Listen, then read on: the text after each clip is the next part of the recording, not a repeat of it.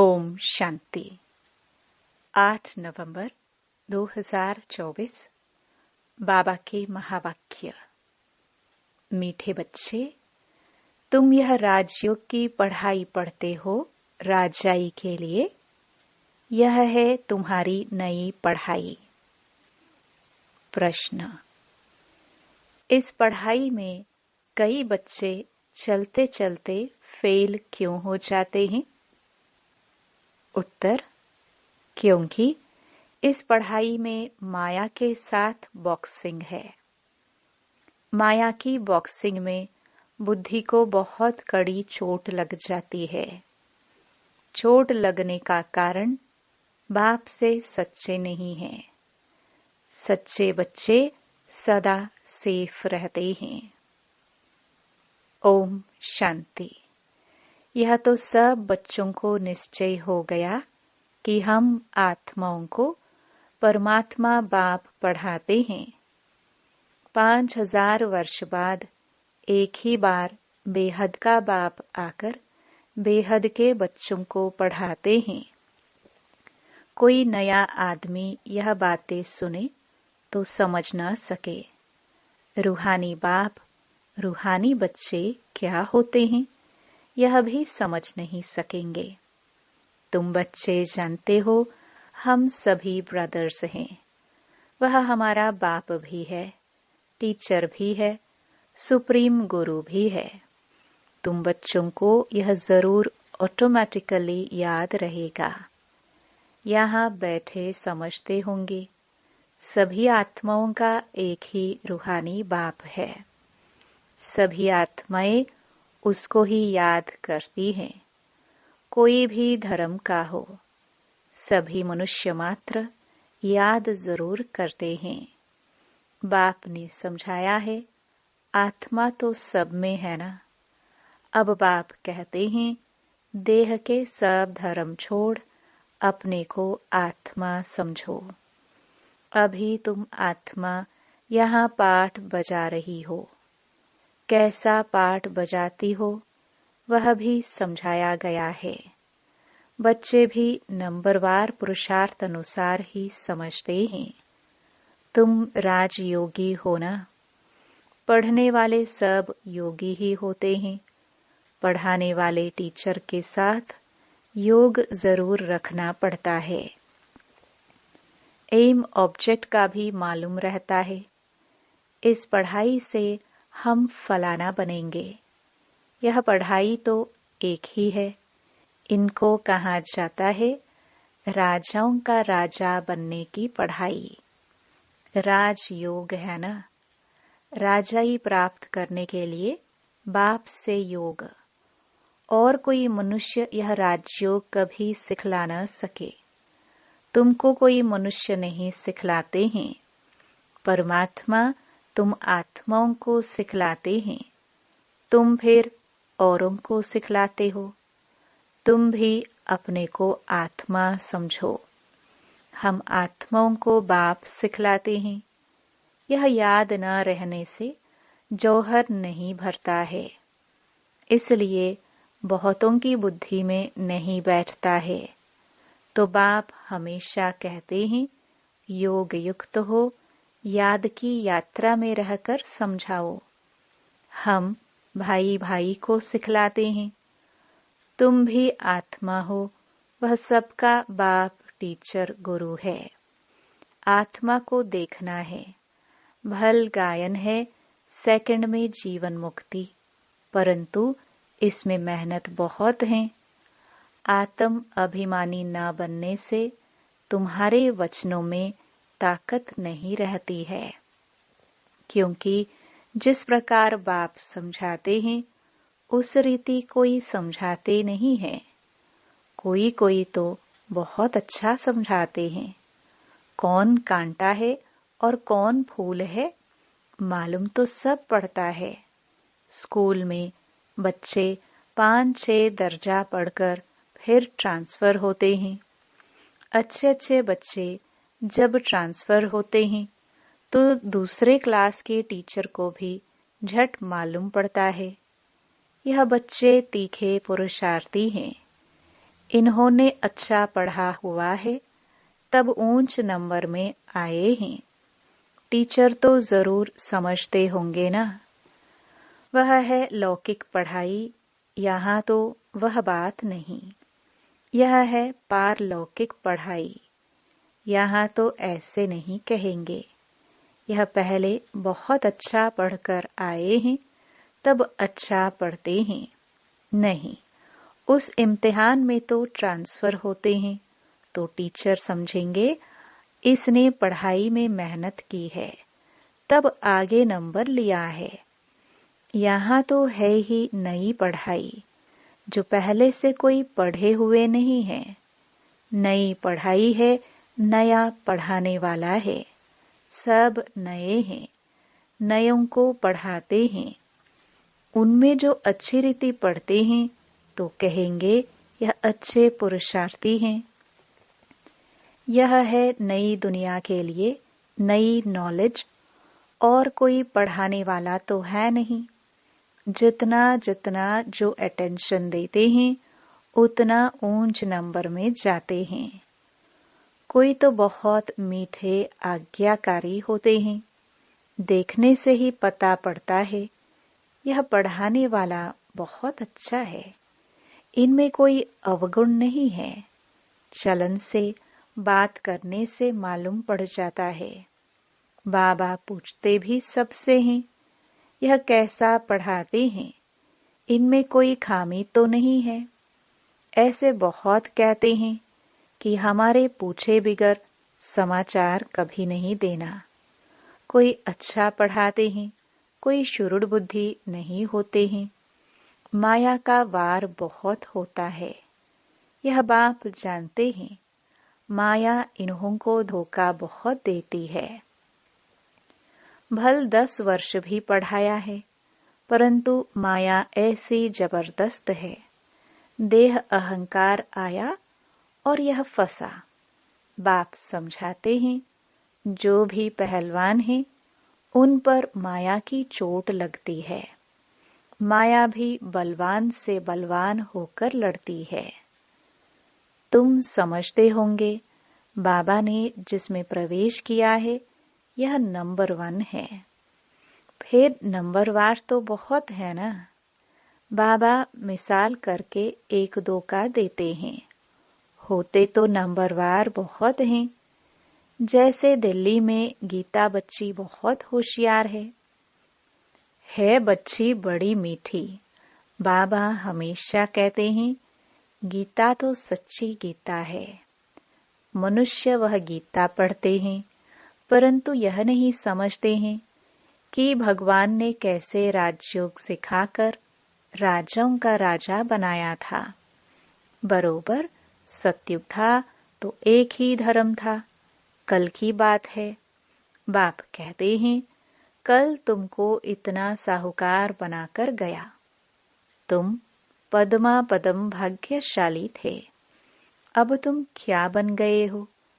तुम फील करते हो ना? उन गीता सुनाने वालों से कोई को फीलिंग आती है क्या? जरा भी नहीं समझते। ऊंच ते ऊंच श्रीमद् भगवत गीता ही गाई जाती है। वह तो गीता किताब बैठ पढ़ते व सुनाते हैं। बाप तो किताब नहीं पढ़ते। फर्क तो है ना। उनकी याद की यात्रा तो है ही नहीं। वह तो नीचे गिरते ही रहते हैं। सर्वव्यापी के ज्ञान से सब देखो कैसे बन गए हैं। तुम जानते हो कल्प कल्प ऐसे ही होगा। बाप कहते हैं तुमको सिखलाकर विषय सागर से पार कर देते हैं। कितना फर्क है। शास्त्र पढ़ना तो भक्ति मार्ग हुआ ना। बाप कहते हैं यह पढ़ने से मेरे से कोई नहीं मिलते। वह समझते हैं कोई भी तरफ जाओ पहुंचना तो सबको एक ही जगह है। कभी कहते हैं भगवान किस न किस रूप में आकर पढ़ाएंगे। जब बाप को आकर पढ़ाना है तो फिर तुम क्या पढ़ाते हो? बाप समझाते हैं गीता में आटे में नमक मिसल कोई राइट अक्षर हैं जिसमें तुम पकड़ सकते हो। सत्य में तो कोई भी शास्त्र आदि होते ही नहीं। यह है ही भक्ति मार्ग के शास्त्र। ऐसे नहीं कहेंगे कि यह अनादि हैं, शुरू से चले आते हैं। नहीं, अनादि का अर्थ नहीं समझते। बाप समझाते हैं यह तो ड्रामा अनादि बरोबर है। तुमको बाप राजयोग सिखलाते हैं। बाप कहते हैं अभी तुमको सिखलाता हूँ, फिर गुम हो जाता हूँ। तुम कहेंगे हमारा राज्य अनादि था। राज्य वही है, सिर्फ पावन से बदल पतित होने से नाम बदल जाता है। देवता के बदले हिंदू कहलाते हैं। है तो आदि सनातन देवी देवता धर्म के न। जैसे दूसरे सतो प्रधान से सतो रजो तमो में आते हैं, तुम भी ऐसे उतरते हो। रजो में आते हो तो अपवित्रता के कारण देवता के बदले हिंदू कहलाते हो। नहीं तो हिंदू हिंदुस्तान का नाम है। तुम असल में तो देवी देवता थे ना। देवताएं सदैव पावन होते हैं। अभी तो मनुष्य पतित बन गए हैं, तो नाम भी हिंदू रख दिया है। पूछो हिंदू धर्म कब किसने रचा, तो बता नहीं सकेंगे। आदि सनातन देवी देवता धर्म था, जिसको पैराडाइज आदि बहुत अच्छे अच्छे नाम देते हैं। जो पास्ट हुआ है वह फिर रिपीट होना है। इस समय तुम शुरू से लेकर अंत तक सब जानते हो। जानते जाएंगे तो जीते रहेंगे। कई तो मर भी जाते हैं। बाप का बनते हैं तो माया की युद्ध चलती है। युद्ध होने से ट्रेटर बन पड़ते हैं। रावण के थे, राम के बने। फिर रावण राम के बच्चों पर जीत पहन अपनी तरफ ले जाता है। कोई बीमार हो पड़ते हैं, फिर न वहां के रहते न यहाँ के रहते, न खुशी है न रंज, बीच में पड़े रहते हैं। तुम्हारे पास भी बहुत हैं जो बीच में हैं। बाप का भी पूरा नहीं बनते हैं, रावण का भी पूरा नहीं बनते। अभी तुम हो पुरुषोत्तम संगम युग पर।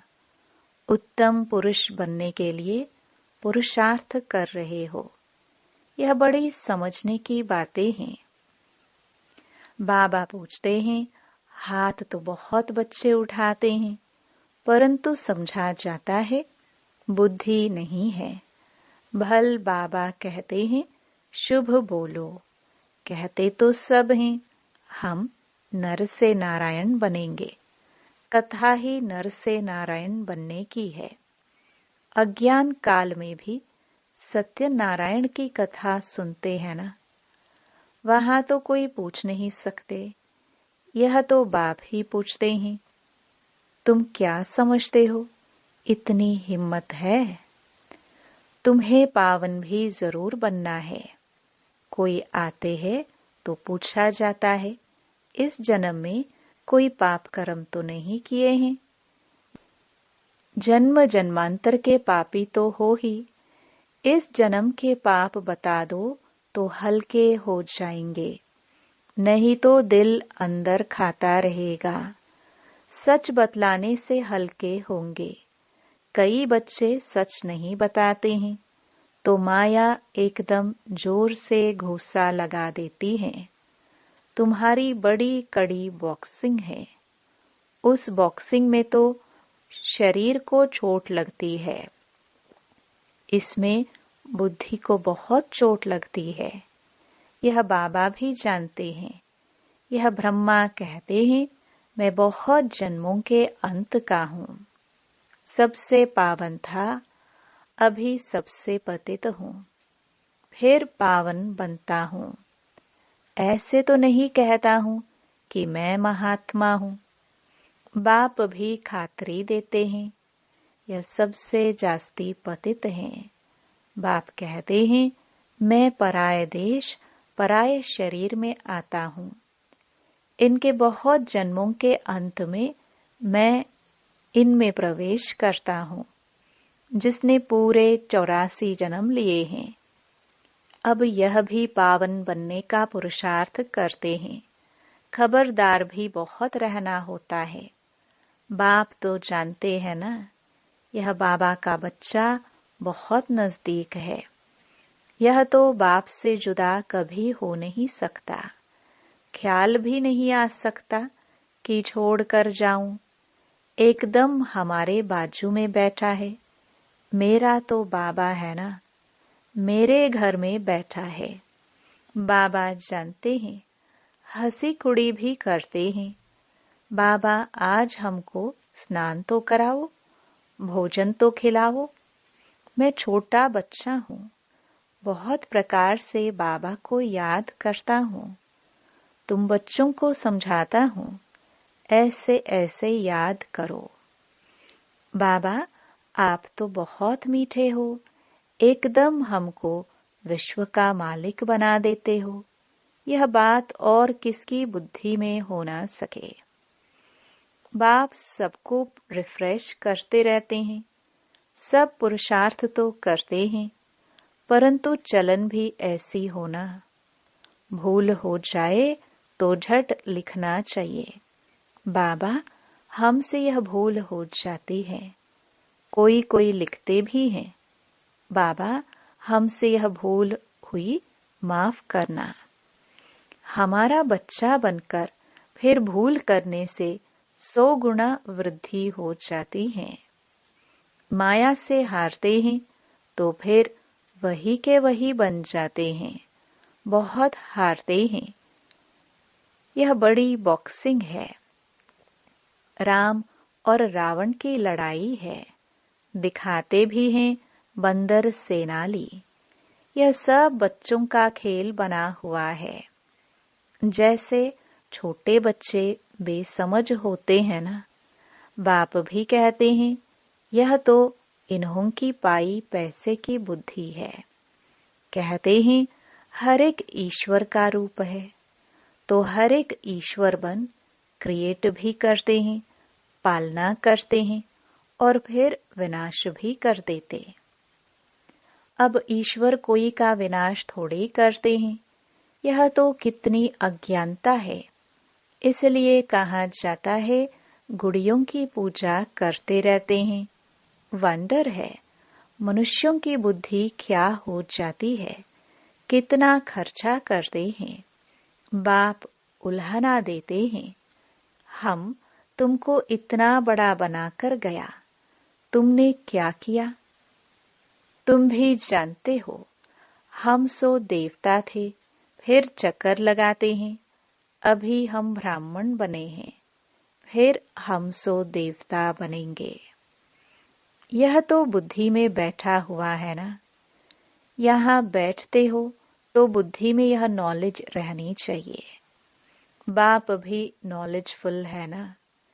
रहते भल शांति धाम में हैं, फिर भी उनको नॉलेजफुल कहा जाता है। तुम्हारा भी आत्मा में सारी नॉलेज रहती है ना। कहते हैं इस ज्ञान से तो हमारी आंखें खुल गई है। बाप तुमको ज्ञान के चक्षु देते हैं। आत्मा को सृष्टि के आदि मध्य अंत का पता पड़ गया है। चक्र फिरता रहता है। ब्राह्मणों को ही स्वदर्शन चक्र मिलता है। देवताओं को पढ़ाने वाला कोई होता नहीं। उनको शिक्षा की दरकार नहीं। पढ़ना तो तुमको है, जो फिर तुम देवता बनते हो। अब बाप बैठ यह नई नई बातें समझाते हैं। यह नई पढ़ाई पढ़कर तुम ऊंच बनते हो।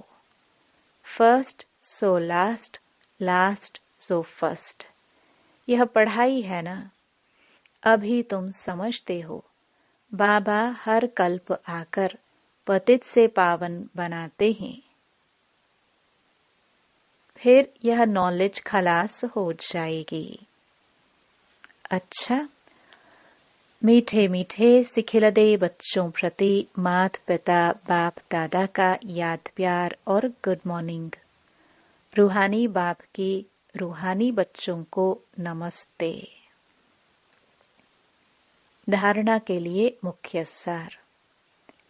पहला, बहुत बहुत आज्ञाकारी मीठा होकर चलना है। देह अहंकार में नहीं आना है। बाप का बच्चा बनकर फिर कोई भी भूल नहीं करनी है। माया की बॉक्सिंग में बहुत बहुत खबरदार रहना है। दूसरा, अपने वचनों वाक्यों में ताकत भरने के लिए आत्म अभिमानी रहने का अभ्यास करना है।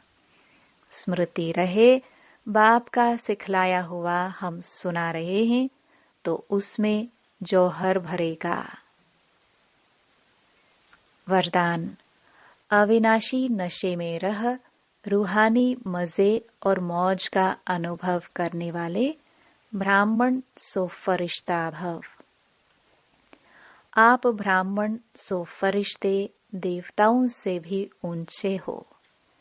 देवताई जीवन में बाप का ज्ञान इमर्ज नहीं होगा। परमात्म मिलन का अनुभव भी नहीं होगा। इसलिए अभी सदा यह नशा रहे कि हम देवताओं से भी ऊंच ब्राह्मण सो फरिश्ता हैं। यह अविनाशी नशा ही रूहानी मजे और मौज का अनुभव कराने वाला है। अगर नशा सदा नहीं रहेगा तो कभी मजे में रहेंगे, कभी मूंझेंगे। स्लोगन। अपनी सेवा को भी बाप के आगे अर्पित कर दो, तब कहेंगे समर्पित आत्मा। ओम शांति।